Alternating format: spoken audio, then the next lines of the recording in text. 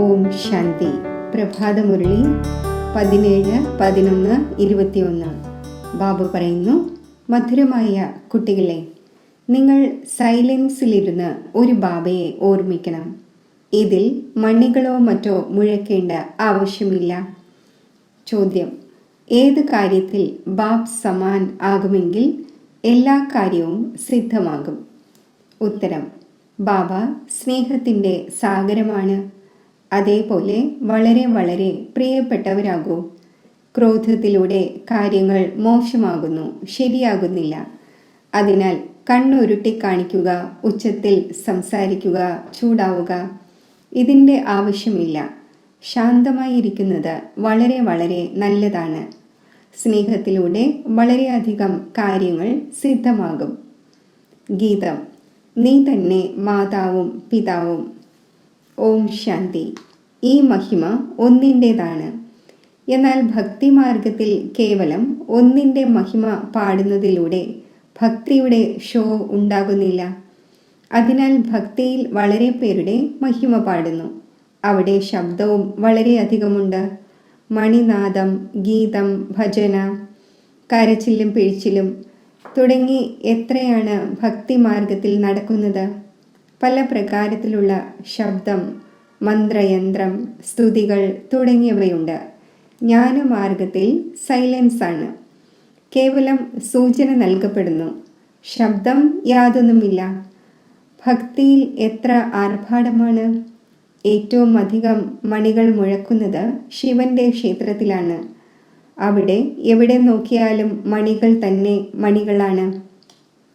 ആരെയെങ്കിലും ഉറക്കത്തിൽ നിന്നും ഉണർത്തുന്നതിനായി മണികളൊന്നും മുഴക്കാറില്ല. ശിവബാബ വന്ന് മനുഷ്യരെ കുംഭകർണന്റെ അജ്ഞാന നിദ്രയിൽ നിന്നും ഉണർത്തിയിരിക്കുന്നു. എന്നാൽ മണികൾ മുഴക്കുന്നില്ല. തികച്ചും ശാന്തിയോടെ 2 വാക്കുകളിൽ തന്നെയാണ് മനസ്സിലാക്കിച്ചു തരുന്നത്. ആരാണോ ബുദ്ധിമാന്മാർ അവർ 2 വാക്കുകളിൽ തന്നെ മനസ്സിലാക്കും. ബാബു പറയുന്നു, കുട്ടികളെ, എന്നെ ഓർമ്മിക്കൂ. നിങ്ങൾ തന്നെയാണ് എന്നെ വിളിച്ചത്. ഹേ പതീത പാവന, വരൂ. ഇപ്പോൾ ഞാൻ വന്നിരിക്കുന്നു. നിങ്ങൾക്ക് വഴി പറഞ്ഞു തരികയാണ്. ഇതുവരെയും നിങ്ങൾക്ക് പതീതമായി ഈ ലോകത്തിൽ തന്നെ ഇരിക്കണം എന്നാണോ? നിങ്ങൾ പാവന ലോകത്തിൽ കഴിയാൻ ആഗ്രഹിക്കുന്നില്ലേ? പാവന ലോകം എന്ന് സ്വർഗത്തെയാണ് പറയുന്നത്. പതീത പാവനൻ എന്നാണ് പറയുന്നത്. അപ്പോൾ പതീത പാവനൻ എന്താണ് വന്നു ചെയ്യുക എന്നത് മനസ്സിലാക്കണം. തീർച്ചയായും നരകത്തിൽ നിന്നും സ്വർഗത്തിലേക്ക് കൊണ്ടുപോകും. മനസ്സിലാക്കാതെ ഇങ്ങനെ വിളിച്ചുകൊണ്ടിരിക്കുന്നു, കൈയടിച്ചു കൊണ്ടിരിക്കുന്നു. എന്നാൽ ബാബ വരികയാണെങ്കിൽ എന്താണ് വന്നു ചെയ്യുക എന്നത് അറിയുന്നില്ല. വാസ്തവത്തിൽ ഇത് മനുഷ്യനിൽ നിന്നും ദേവതയാകാനുള്ള യൂണിവേഴ്സിറ്റിയുമാണ്. അതിനാൽ പാടപ്പെടുന്നു, മനുഷ്യനിൽ നിന്നും ദേവതയാക്കി. ഇതിൽ ശാസ്ത്രങ്ങളോ മറ്റോ ഒന്നും പഠിക്കേണ്ടതില്ല. ഭക്തിമാർഗത്തിൽ വളരെയധികം ശാസ്ത്രങ്ങളും മറ്റും പഠിക്കുന്നു. അനേകം ലെക്ചേഴ്സും മറ്റും നടക്കുന്നു. മാസം തോറും കൂടാരമുണ്ടാക്കിയിരുന്ന് ശബ്ദമുണ്ടാക്കുന്നു. ഇവിടെ എത്ര ശാന്തിയിലിരുന്ന് ബാബ മനസ്സിലാക്കി തരുന്നു. നോക്കൂ, നിങ്ങളെ ബാബ വന്ന് പാവനമാക്കി പാവന ലോകത്തിൻ്റെ അധികാരിയാക്കുന്നു. പഠനവും എത്ര സഹജമാണ്. നിങ്ങൾ ആദ്യം പാവനമായിരുന്നു, ഗോൾഡൻ ഏജിലായിരുന്നു. പിന്നെ 84 ജന്മങ്ങൾ എടുത്തെടുത്ത് അയൺ ഏജിൽ തമോ പ്രധാനമായിരിക്കുന്നു. ഇപ്പോൾ നിങ്ങൾക്ക് സദോ പ്രധാനമാകണം. അതിനാൽ എന്നെ ഓർമ്മിക്കൂ. അതും അജപ എന്നാൽ ശബ്ദമില്ലാതെ ജപിക്കുക. കന്യകയുടെ വിവാഹം നടക്കുമ്പോൾ എന്താണ് ജപിക്കുന്നത്? ഓർമ്മയിലിരിക്കുന്നു. നിങ്ങളേവരും പത്നിമാരാണ്. ഈ ശിവ് ബാബ പതിമാരുടെയും പതിയാണ്. നിങ്ങളുടെ വിവാഹ നിശ്ചയം പരമാത്മാവുമായി നടന്നിരിക്കുന്നു. വിവാഹ നിശ്ചയം നടന്നു കഴിഞ്ഞപ്പോൾ ഓർമ്മ ബുദ്ധിയിൽ ഇരുന്നു കഴിഞ്ഞു. സൽക്കാരം ഉണ്ടായിക്കഴിഞ്ഞു. നമ്മൾ വിവാഹ നിശ്ചയം നടത്തിയിരിക്കുന്നുവെന്ന് പിന്നെ പരസ്പരം ഓർമ്മിച്ചു കൊണ്ടിരിക്കും. നിങ്ങളോടും ബാബ പറയുന്നു, നിശ്ചയബുദ്ധിയായി നമ്മൾ ഒരു ബാബയുടെ കുട്ടികൾ പരസ്പരം സഹോദരന്മാരാണ്. സഹോദരന്മാർക്ക് സമ്പത്ത് ലഭിക്കുന്നത് ഒരു പിതാവിൽ നിന്നാണ്. അതിനാൽ ബാബയെ വിളിക്കുന്നു. മനുഷ്യ ശരീരത്തിൽ വന്ന് സഹോദരി സഹോദരനാകുന്നു. എന്നാൽ വിളിക്കുന്നത് ആത്മാവാണല്ലോ. സഹോദരങ്ങൾ വിളിക്കുന്നു, ഹേ പതീത പാവനനായ ബാബ വരൂ. ബാബ പറയുന്നു, എന്നെ ഓർമ്മിക്കൂ, എങ്കിൽ തമോ പ്രധാനത്തിൽ നിന്നും സതോ പ്രധാനമായി മാറും. പാവനമായവരെ സതോ പ്രധാനം എന്നും പതീതരെ തമോ പ്രധാനം എന്നും പറയുന്നു. ഈ കാര്യങ്ങൾ ബാബ സംഗമത്തിൽ തന്നെയാണ് മനസ്സിലാക്കിക്കുന്നത്. ഇതാണ് ഗീതാ പാഠശാല. ഈ പാഠശാലയിൽ ബാബ വന്ന് രാജയോഗം പഠിപ്പിക്കുന്നു, നരനിൽ നിന്നും നാരായണനാക്കുന്നു. അവിടെ ടീച്ചർ മുന്നിലിരുന്ന് പഠിപ്പിക്കുന്നു, കാണുവാൻ കഴിയുന്നു. ഇത് ഗുപ്തമാണ്. ഈ ടീച്ചറിനെ ബുദ്ധിയോഗത്തിലൂടെ മനസ്സിലാക്കേണ്ടി വരുന്നു. അത് നിരാകാരനും പതീത പാവനുമായ പിതാവാണ്. ആ ഒന്ന് സ്മൃതി വരുത്തുന്നു, കഴിഞ്ഞ കൽപ്പത്തിലും ഞാൻ നിങ്ങളെ രാജയോഗം പഠിപ്പിച്ചിരുന്നു. അതിനാൽ പറയുന്നു, മന്മനാഭവ, പവിത്രമാകൂ, എങ്കിൽ ഈ ലക്ഷ്മി നാരായണൻ ആയി മാറും. ഇതിൽ മണികളോ മറ്റോ മുഴക്കേണ്ട ആവശ്യമില്ല. ബാബ സ്വയം വന്ന് ഉണർത്തുന്നു. മന്മനാഭവയുടെ അർത്ഥമാണ് സൈലൻസ്. സ്വയം ആത്മാവാണ് എന്ന് നിശ്ചയിക്കൂ. ഇത്രമാത്രം. ഇപ്പോൾ നമുക്ക് തൻ്റെ വീട്ടിലേക്ക് പോകേണ്ടതുണ്ട്. ബാബയോട് തന്നെയാണ് എല്ലാവരും പറയുന്നത്, നമ്മളെ ദുഃഖത്തിൽ നിന്നും മോചിപ്പിച്ച് മുക്തമാക്കൂ. സന്യാസിമാർ കേവലം ബ്രഹ്മത്തെ ഓർമ്മിക്കുന്നു. ഇപ്പോൾ ബ്രഹ്മ തത്വം എന്നത് വീടാണ്. അവർ വീടിനെ ഓർമ്മിക്കും. ഇവിടെ ബാബയെ ഓർമ്മിക്കണം. കേവലം വീടിനെയാണ് ഓർമ്മിക്കുന്നത് എങ്കിൽ സന്യാസിയെ പോലെ ആയിപ്പോകും. ബ്രഹ്മം ഭഗവാനല്ല. ബാബ ഇരുന്ന് മനസ്സിലാക്കിച്ചു തരുന്നു, എന്നെ ഓർമ്മിക്കൂ, എങ്കിൽ നിങ്ങൾ നിർവാണധാമത്തിലേക്ക് പോകും. പിന്നെ അവിടെ നിന്നും സ്വർഗത്തിലേക്ക് വരും. ഇവിടെ നിന്നും ഞാൻ കുട്ടികളായ നിങ്ങളെ കൂടെ കൊണ്ടുപോകും. നിങ്ങൾക്കറിയാം, വെട്ടുകിളികളുടെ കൂട്ടം എത്ര വലുതാണ്. എല്ലാവർക്കും യൂണിറ്റി ഉണ്ടായിരിക്കും. ആദ്യം മുന്നിലുള്ളതിരുന്നാൽ എല്ലാവരും ഇരിക്കും. തേനീച്ചകളും ഇങ്ങനെയാണ്. റാണി കൂട് വിട്ടാൽ എല്ലാവരും അതിൻ്റെ പിന്നാലെ ഓടും. അത് അവരുടെ വരനെ പോലെയായി. അവയിൽ പിന്നെ വധു തന്നെയാണ് സഹജീവികളുടെ മേൽ രാജ്യം ഭരിക്കുന്നത്. ആത്മാക്കളെല്ലാം കൊതുകുകളെ പോലെ ഓടും എന്ന് ശാസ്ത്രങ്ങളിലുമുണ്ട്. എണ്ണമറ്റ ആത്മാക്കളുണ്ട്. ആ തേനീച്ചകൾ ഓരോ സീസണിലും തങ്ങളുടെ റാണിയുടെ പിന്നാലെ ഓടുന്നു. നിങ്ങൾക്കാണെങ്കിൽ ഒരു തവണയാണ് ഓടേണ്ടത്. ഇപ്പോൾ എല്ലാ ആത്മാക്കൾക്കും മൂലവതനത്തിലേക്ക് പോകേണ്ടതുണ്ട്. നിങ്ങളുടേതിന് യാതൊരു ശബ്ദവുമില്ല. അതിനാൽ ബാബ ഉദാഹരണം നൽകുന്നു. കടുകുമണികളെ പോലെ പൊടിക്കുന്നു. ബാബയും ബിന്ദുവാണ്. കടുകുമണിയെ പോലെയാണ്. കസകസയുടെ മണിയും ചെറുതാണ്. പരമാത്മാവും ബിന്ദുവാണ്. അതിനെ ദിവ്യദൃഷ്ടിയിലൂടെ അല്ലാതെ കാണുവാൻ കഴിയില്ല. തികച്ചും ചെറിയ സ്റ്റാർ പോലെയാണ്. അഖണ്ഡ ജ്യോതിയുടെ സാക്ഷാത്കാരം ഉണ്ടായതായി ഗീതയിൽ കാണിച്ചിരിക്കുന്നു. അപ്പോൾ ഇവിടെയും അഖണ്ഡ ജ്യോതിയുടെ സാക്ഷാത്കാരം ഉണ്ടാക്കുമ്പോഴാണ് സാക്ഷാത്കാരം ഉണ്ടായതായി മനസ്സിലാക്കുന്നത്. അഥവാ ബിന്ദുവിൻ്റേതാണ് ഉണ്ടായതെങ്കിൽ ഇത് പരമാത്മാവല്ല എന്ന് വിചാരിക്കും. അർജുനന് വളരെ തേജോമയമായ സാക്ഷാത്കാരം ഉണ്ടായതായി ഗീതയിൽ എഴുതപ്പെട്ടിരിക്കുന്നു. ഭക്തിയിലെ കാര്യങ്ങൾ ബുദ്ധിയിലിരിക്കുന്നു. ഭക്തിമാർഗവും ജ്ഞാനമാർഗവും തമ്മിൽ രാപകലിൻ്റെ വ്യത്യാസമുണ്ട്. നിങ്ങൾക്കറിയാം, നമ്മൾ 63 ജന്മം ശരീരത്തിലൂടെ എത്ര ഡാൻസ് ചെയ്യുന്നു. 63 ജന്മം എത്ര ഭക്തിമാർഗത്തിൻ്റെ കോലാഹലങ്ങൾ കാണുന്നു. അതിലും ആദ്യം സതോ പ്രധാന ഭക്തിയായിരുന്നപ്പോൾ ഒരു ശിവബാബയുടെ ഭക്തിയാണ് ചെയ്തിരുന്നത്. പിന്നെ ഈ ഗംഗാ സ്നാനവും മറ്റും പിന്നീടാണ് ആരംഭിക്കുന്നത്. ആദ്യം അവ്യഭിചാരി ഭക്തിയാണ്, പിന്നെ അഭിവൃദ്ധി പ്രാപിക്കുന്നു. ഇവിടെയാണെങ്കിൽ പൂർണ്ണമായും സൈലൻസ് ഉണ്ടായിരിക്കുന്നു. കവടി പോലുമില്ലാതെ നിങ്ങൾ വിശ്വത്തിൻ്റെ അധികാരിയാകുന്നു.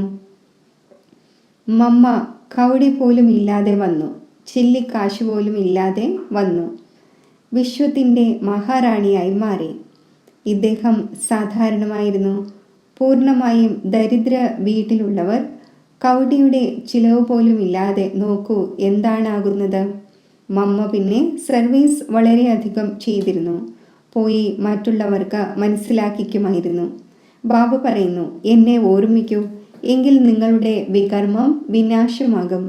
നിങ്ങൾ സദോ പ്രധാനമായി മാറും. ഇതിൽ ചിലവിൻ്റെ ഒരു കാര്യവുമില്ല. അഥവാ ആരെങ്കിലും ഒരല്പം ചിലവാക്കുകയാണെങ്കിലും അത് തനിക്ക് വേണ്ടിയാണ്. കൃഷിയിൽ 2 പിടി അന്നത്തിന് വേണ്ടിയുള്ളത് വിതയ്ക്കുമ്പോൾ എത്ര ധാരാളം അന്നമാണ് ഉണ്ടാകുന്നത്. കൃഷി വലുതാകുന്നു. ഇതും 21 ജന്മത്തേക്ക് വേണ്ടി നിങ്ങളുടെ എത്ര വരുമാനമാണ് ഉണ്ടാകുന്നത്. മനുഷ്യനിൽ നിന്നും ദേവതയാവുക എത്ര സഹജമാണ്. 1 സെക്കൻഡിൻ്റെ കാര്യമാണ്. ഇരിക്കുന്നതും എത്ര സാധാരണമായിട്ടാണ്. ആർക്കെങ്കിലും ഇരിക്കാൻ സാധിക്കുന്നില്ല എങ്കിൽ ബാബ പറയുന്നു, കിടന്നുകൊണ്ടും മുരളി കേൾക്കൂ. ഇത് ധാരണയുടെ കാര്യമാണ്. ഉള്ളിൽ ബാബയെയും ചക്രത്തെയും ഓർമ്മിച്ചു കൊണ്ടിരിക്കൂ. ഓർമ്മിച്ച് തന്നെ ശരീരം ഉപേക്ഷിക്കണം. ബാക്കി വായിൽ ഗംഗാജലം ഒഴിക്കുന്നതിൻ്റെ കാര്യമൊന്നുമില്ല. ഗുരുക്കന്മാരും സന്യാസിമാരും വളരെയധികം ഭയപ്പെടുത്തുന്നു. നിങ്ങൾ ഈ നിയമം ലംഘിച്ചാൽ, ഭക്തി ചെയ്തില്ലെങ്കിൽ ഇത് സംഭവിക്കും. ആരുടെയെങ്കിലും കാലൊടിഞ്ഞുവെന്നോ നഷ്ടമുണ്ടായെന്നോ വിചാരിക്കൂ. എങ്കിൽ പറയും, നിങ്ങൾ ഭക്തി ഉപേക്ഷിച്ചു, അതിനാലാണ് ഈ ഫലമുണ്ടായത്. അപ്പോൾ ഭയന്നു പോകുന്നു. ഇവിടെ യാതൊന്നും ചെയ്യേണ്ടതില്ല. ബാബയുടെ ഓർമ്മ വരുത്തണം. ചക്രത്തിൻ്റെ രഹസ്യം മനസ്സിലാക്കിക്കണം. ഇപ്പോൾ കലിയുഗത്തിന് ശേഷം സത്യയുഗം വരണം. വിനാശം തീർച്ചയായും ഉണ്ടാകണം. അതിനാൽ ഈ വളരെ വലിയ യുദ്ധം നിൽക്കുന്നു. ഭഗവാൻ വന്ന് രാജയോഗം പഠിപ്പിച്ച് നരനിൽ നിന്നും നാരായണനാക്കുന്നു. ഇത് രാജയോഗമാണ്, പ്രജായോഗമല്ല. ശുഭം പറയേണ്ടതാണ്. കുട്ടികൾ വളരെയധികം മധുരമാകണം. ബാബ മധുരമാണല്ലോ. ക്രോധം തുടങ്ങിയവയെല്ലാം ദാനമായി വാങ്ങുന്നു. ബാബ പറയുന്നു, ഞാൻ സ്നേഹത്തിൻ്റെ സാഗരമാണ്, നിങ്ങളും ആകൂ. വലിയ സ്നേഹത്തോടെ മനസ്സിലാക്കിക്കുന്നു. അല്ലെങ്കിൽ കുട്ടികൾ വളരെയധികം കോലാഹലം ഉണ്ടാക്കുന്നു. കാരണം മായ ശിരസ് കേടാക്കുന്നു, ബുദ്ധി കേടാക്കുന്നു. അതിനാൽ ചിന്ത വരുന്നു. ഒരിക്കലും ആരെയും ഒന്നും പറയേണ്ടതില്ല. സ്നേഹത്തോടെ മനസ്സിലാക്കിക്കാം. കണ്ണുരുട്ടി കാണിക്കുക, ചൂടാവുക, ഉച്ചത്തിൽ സംസാരിക്കുക, ഇതിൻ്റെ ആവശ്യമില്ല. ഇതിലൂടെ കാര്യങ്ങൾ മോശമാകുന്നു. ശാന്തമായിരിക്കുന്നത് നല്ലതാണ്.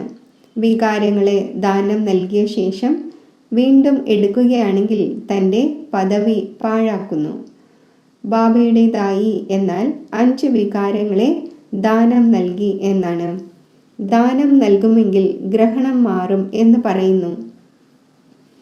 എങ്കിലും ബാബ വഴികാട്ടിയാണല്ലോ. വഴികാട്ടികൾ ബ്രാഹ്മണരാണ്. ശിവബാബയും ആത്മീയ വഴികാട്ടിയാണ്. നിങ്ങളും വഴികാട്ടികളാണ്. ബ്രഹ്മബാബയുടെ ശരീരത്തിൽ വരുന്നു. അപ്പോൾ ഇദ്ദേഹവും ബ്രാഹ്മണനായി. ബാബ ഇദ്ദേഹത്തിൽ ഇരിക്കുന്നു. നീ മാതാവും പിതാവും എന്ന് ആ ഒന്നിൻ്റെ മഹിമ പാടുന്നു. മറ്റാർക്കും ഈ മഹിമയില്ല. ആ ഒന്നിൻ്റെ കർത്തവ്യവും ഇങ്ങനെയാണ്. ഇത് പാഠശാലയാണ്. ബാബ പഠിപ്പിക്കുന്നു. ഇത് കുട്ടികൾക്ക് ഓർമ്മയിൽ ഇരിക്കേണ്ടതാണ്. എയിം ഒബ്ജക്റ്റ് തന്നെ വിശ്വത്തിൻ്റെ ചക്രവർത്തി പദം നേടുക എന്നതാണ്. അപ്പോൾ ഇങ്ങനെയുള്ള പഠിപ്പിക്കുന്നയാളെ പൂർണ്ണമായും ഓർമ്മിക്കേണ്ടതാണ്. സ്കൂളിൽ നിന്നും സ്റ്റുഡൻറ് നന്നായി പാസ്സാവുകയാണെങ്കിൽ വർഷാവർഷം ടീച്ചറിന് സമ്മാനം അയച്ചു കൊടുത്തുകൊണ്ടിരിക്കുന്നു. ഈ ഉത്സവങ്ങളും മറ്റും എല്ലാം ഈ സമയത്തിൻ്റെതാണ്. എന്നാൽ ഇതിൻ്റെ മഹത്വത്തെ ആരും അറിയുന്നില്ല. ബാബ നോളജ് ഫുള്ളാണ്. ആ ഒന്ന് വരുന്നത് തന്നെ രചനയുടെ ആദിമധ്യ അന്ത്യത്തിൻ്റെ നോളജ് നൽകുവാനാണ്. കല്ലിലും മൺകട്ടയിലും എങ്ങനെ വരും? ഒരു ഡോക്ടർ ഓരോ വസ്തുവിലും ആത്മാവുണ്ട് എന്നത് സിദ്ധമാക്കിയിരുന്നു. പരമാത്മാവുണ്ട് എന്നല്ല പറഞ്ഞത്. പിന്നെ ഇവർ പറയുന്നു സർവവ്യാപി. അവർ പറഞ്ഞു എല്ലാത്തിലും ആത്മാവാണ്. സന്യാസിമാർ പറഞ്ഞു എല്ലാത്തിലും പരമാത്മാവാണ്. എത്ര രാപ്പകലിൻ്റെ വ്യത്യാസമുണ്ട്. ആ ഒന്ന് പരിധിയില്ലാത്ത പിതാവാണ്. സർവ്വതിൽ നിന്നും ബുദ്ധിയോഗം വേർപെടുത്തി തന്നോട് യോജിപ്പിക്കുന്നു. അവർ പറയുന്നു ആത്മാവ് കുമിളയായി സാഗരത്തിൽ നിന്നും വന്നു സാഗരത്തിൽ ലയിച്ചു ചേരും എന്ന്. ബ്രഹ്മജ്ഞാനികൾ മനസ്സിലാക്കുന്നു ചെറിയ ജ്യോതി വലിയ ജ്യോതിയിൽ ലയിച്ചു ചേരും, പിന്നെ പുതിയ ഉൽപ്പത്തി ഉണ്ടാകുന്നു. ബാബ മനസ്സിലാക്കിച്ചു തരുന്നു ഈ ഭക്തിയുടേതും ഡ്രാമയിൽ അടങ്ങിയിട്ടുള്ളതാണ്. ഞാനും ഡ്രാമയിൽ അടങ്ങിയിട്ടുള്ളതനുസരിച്ച് കുട്ടികളായ നിങ്ങൾക്ക് വന്ന് മനസ്സിലാക്കിച്ചു തരുന്നു. 84 ജന്മങ്ങളുടെ ചക്രം കറങ്ങുന്നു. ഇതും ഡ്രാമയിൽ അടങ്ങിയിട്ടുണ്ട്. എന്തെല്ലാം സംഭവിക്കുന്നു എല്ലാം അടങ്ങിയിട്ടുണ്ട്. ചിലർ മഹിമ ചെയ്യുന്നു, ചിലർ വിഘ്നവും ഇടുന്നു. കുട്ടികളായ നിങ്ങൾക്ക് ശിവ് ബാബയിൽ നിന്നും സമ്പത്ത് നേടണം. ആ ഒന്ന് വരുന്നത് തന്നെ സർവ ആത്മാക്കളെയും കൊണ്ടുപോകുവാനാണ്. ശരീരത്തിൻ്റെ പേര് പോലും പറയുന്നില്ല. ശരീരസഹിതം ആരെയും കൊണ്ടുപോകാനല്ല വന്നിരിക്കുന്നത്. എന്നോട് പറയുന്നു ഹേ ലിബറേറ്റർ, വരൂ, നമ്മളെ ദുഃഖത്തിൽ നിന്നും ലിബറേറ്റ് ചെയ്ത് മറ്റൊരു സ്ഥാനത്തേക്ക് കൊണ്ടുപോകൂ. അവിടെ സ്വസ്ഥതയും സുഖശാന്തിയും നേടട്ടെ. അപ്പോൾ എല്ലാവരുടെയും ശരീരം ഇവിടെ തന്നെ വിടുവിച്ച് ആത്മാക്കളെ കൊണ്ടുപോകും. അപ്പോൾ കാലൻ്റെയും കാലനായില്ലേ? ഞാൻ സർവരെയും ഒരുമിച്ച് കൊണ്ടുപോകും. എത്ര വണ്ടർഫുൾ കാര്യങ്ങളാണ് ബാബ ഇരുന്ന് മനസ്സിലാക്കിച്ചു തരുന്നത്. എവിടെയെങ്കിലും ഏതെങ്കിലും കാര്യം മനസ്സിലാകുന്നില്ല എങ്കിൽ പറയൂ, ഈ കാര്യം ബാബ ഇതുവരെ മനസ്സിലാക്കിച്ചു തന്നിട്ടില്ല. മനസ്സിലാക്കിക്കുമ്പോൾ താങ്കളെ കേൾപ്പിക്കാം. ഇങ്ങനെ സ്വയം തന്നെ ഒഴിവാക്കണം. കുട്ടികൾ മനസ്സിലാക്കുന്നുണ്ട് ബാബ ജ്ഞാനത്തിൻ്റെ സാഗരമാണ്. പുതിയ പുതിയ കാര്യങ്ങൾ കേൾപ്പിച്ചുകൊണ്ടിരിക്കുന്നു. വേൾഡിൻ്റെ ഹിസ്റ്ററിയും ജോഗ്രഫിയും കേൾപ്പിക്കുന്നത് രചയിതാവായ ബാബയാണ്. ആ ഒന്ന് ആദി മധ്യ അന്ത്യത്തിൻ്റെ ജ്ഞാനം കേൾപ്പിക്കുന്നു. നിങ്ങൾ ലൈറ്റ് ഹൗസുമാണ്, സ്വദർശന ചക്രധാരിയുമാണ്. എന്നാൽ മായ മറവിയുണ്ടാക്കുന്നു, ശ്വാസം മുട്ടുന്നു, എന്തെങ്കിലുമൊക്കെ പ്രഭാവമുണ്ടാകുന്നു. കർമ്മങ്ങളുടെ കണക്കാണല്ലോ. കർമാതീത അവസ്ഥ ഉണ്ടാകാത്തത് വരെയും എന്തെങ്കിലുമൊക്കെ സംഭവിച്ചുകൊണ്ടിരിക്കുന്നു. കണക്കുകൾ സമാപ്തമാകുമ്പോൾ ശരീരം ഉപേക്ഷിക്കും, യുദ്ധം ആരംഭിക്കും. ശരി, മധുരമധുരമായ സിഖിലതെ കുട്ടികൾക്ക് മാതാവും പിതാവുമായ ബാബ് ദാദയുടെ സ്നേഹസ്മരണകൾ. Good morning. ആത്മീയ അച്ഛൻ്റെ ആത്മീയ കുട്ടികൾക്ക് നമസ്തേ. ധാരണയ്ക്കുള്ള മുഖ്യസാരം: വികാരങ്ങൾ ദാനം ചെയ്ത ശേഷം തിരികെ എടുക്കരുത്. മുഖത്തിലൂടെ ശുഭം സംസാരിക്കണം, വളരെ മധുരമാകണം. ബാബയ്ക്ക് സമാനം സ്നേഹത്തിൻ്റെ സാഗരമായിരിക്കണം. സൈലൻസിലിരുന്ന് കൗടിയുടെ ചിലവ് പോലും ഇല്ലാതെ വിശ്വത്തിൻ്റെ ചക്രവർത്തി പദം നേടണം. ബാബയുടെ ഓർമ്മയിലിരുന്ന് കുറച്ചൊക്കെ ചിലവ് ചെയ്ത് 21 ജന്മങ്ങളുടെ വരുമാനം ഉണ്ടാക്കണം. വരദാനം: നോളജിൻ്റെ ലൈറ്റിലൂടെ പുരുഷാർത്ഥത്തിൻ്റെ മാർഗത്തെ സഹജവും സ്പഷ്ടവുമാക്കുന്ന ഫരിഷ്ത സ്വരൂപമായി ഭവിക്കട്ടെ. ഫരിഷ്തയുടെ ലൈഫിൽ ലൈറ്റും മൈറ്റും രണ്ടും സ്പഷ്ടമായി കാണപ്പെടുന്നു. എന്നാൽ ലൈറ്റിൻ്റെയും മൈറ്റിൻ്റെയും രൂപം ആകുന്നതിനായി മനനം ചെയ്യുന്നതിൻ്റെയും സഹിക്കുന്നതിൻ്റെയും ശക്തി ആവശ്യമാണ്. മനസ്സായുടെ കാര്യത്തിൽ മനനശക്തിയും വാചാകർമ്മണയുടെ കാര്യത്തിൽ സഹനശക്തിയും ധാരണ ചെയ്യൂ. പിന്നെ ഏതെല്ലാം വാക്കുകൾ പറയുമോ കർമ്മം ചെയ്യുമോ അവ അതിനനുസരിച്ചായിരിക്കും. അഥവാ ഈ 2 ശക്തികളും ഉണ്ടെങ്കിൽ ഓരോരുത്തർക്കും പുരുഷാർത്ഥത്തിൻ്റെ മാർഗം സഹജവും സ്പഷ്ടവുമാകും. സ്ലോഗൻ: വ്യർത്ഥം സംസാരിക്കുക എന്നാൽ അനേകരെ ഡിസ്റ്റർബ് ചെയ്യുക എന്നാണ്. ഓം ശാന്തി.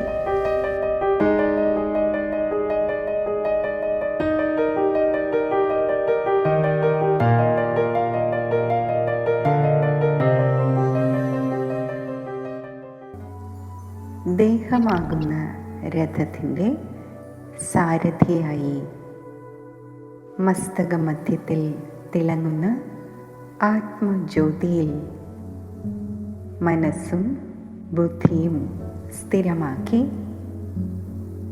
ആത്മാഭിമാനി സ്ഥിതിയിൽ ഞാൻ സ്ഥിതി ചെയ്യുന്നു.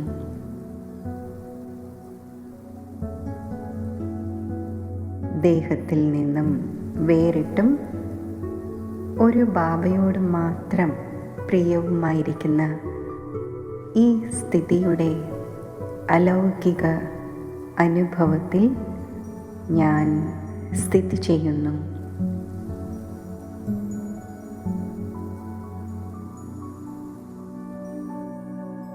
പവിത്രതയുടെ സാഗരമായ ബാബയുടെ സമീപത്തേക്ക് ഒരു സെക്കൻഡിൽ ഞാൻ എത്തിച്ചേരുന്നു.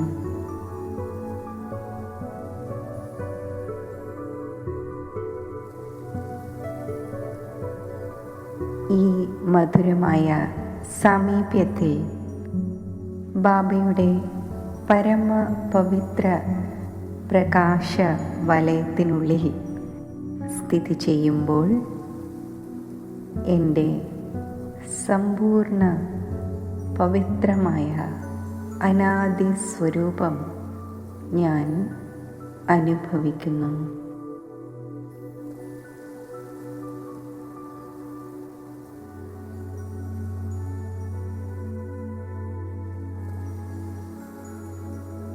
ബാബയിലൂടെ ജന്മസിദ്ധ അധികാരമായി ലഭിച്ച പവിത്രതയുടെ വിശേഷ പ്രാപ്തി എന്നെ ആദികാലത്തിലും പവിത്രതയുടെ റോയൽറ്റി സ്വരൂപം അതിപ്രിയപ്പെട്ടതും മഹാനുമായ ദേവതാ സ്വരൂപം പ്രാപ്തമാക്കിച്ചു.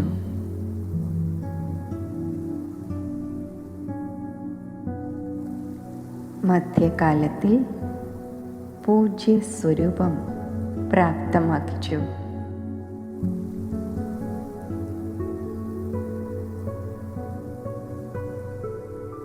അന്തിമ കാലത്തിൽ പരമാത്മാ പാലനയുടെയും പരമാത്മാ സ്നേഹത്തിൻ്റെയും പരമാത്മാ പഠനത്തിൻ്റെയും ശ്രേഷ്ഠ ഭാഗ്യം ബാബ നേടിത്തന്നു.